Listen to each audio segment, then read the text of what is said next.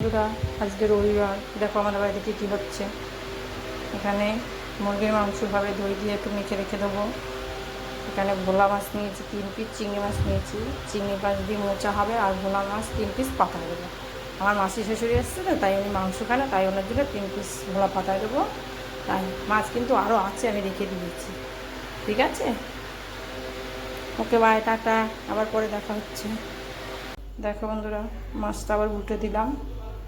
এবার আবার 5 মিনিট বসাবো, তারপরে হয়ে যাবে, তারপর নামিয়ে নেব। দেখো বন্ধুরা, আমার মাছ পাতা কমপ্লিট হয়ে গেল। ঠিক আছে, আবার পরে রান্না নিয়ে আসছি। দেখো বন্ধুরা, মাংসের জন্য আলুটা ভেজে নিচ্ছে।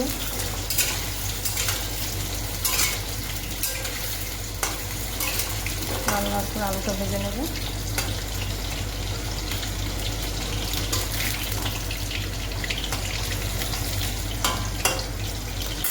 একটু ভেজে দিই, আস্তে ভালো হয়ে যায়।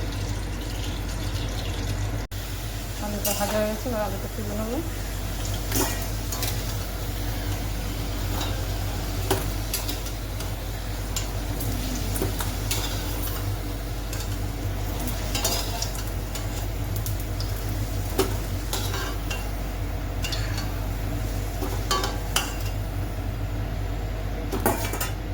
আর পেঁয়াজ দিয়ে দেবো।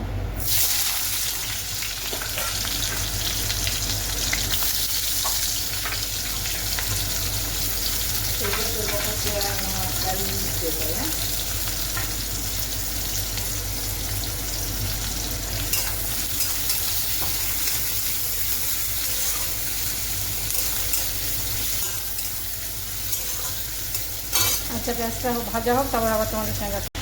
দেখো বন্ধুরা, মাংসটা বসাচ্ছি যখন, তখন তোমাদের দেখাতে পারলাম না, আমি একটা কাজে আটকে গেছিলাম। মানে ফোনটা আমার ছেলে নিয়েছিল একটা কাজ করতে, তাই এই দেখো মাংসটা হচ্ছে। এখানে জল দিয়ে দেবো। জল দেওয়ার পরে মাংসটা রান্না কমপ্লিট হয়ে গেলে তখন তোমাদের আবার দেখাবো মাংসটা হয়ে গেছে। ঠিক আছে, চলো আমার মেয়ে পুজো দিয়ে আসলে। আর বন্ধুরা, দেখো আমার রান্না হয়ে গেছে। মোচা চিংড়ি মাছ দিয়ে করেছি, পাঁচমিশালি সবজি করেছি, মাংস করেছি, মাছ পাতাতে তোমাদের আগেও দেখিয়েছি। এই দেখো স্যালাড, শসা, পেঁয়াজ, লেবু। আমার মেয়ে খাচ্ছে। মনে একটু দেখাও। আমার মেয়ে আজকে রেগে গেছে, ওর বাবা একটু বকেছে তাই। এই দেখো আমার শাশুড়ি খাচ্ছে। শাশুড়ি মাংস খায় না, শাশুড়ি মাছ পাতায় খাবে আর সবজি খাবে।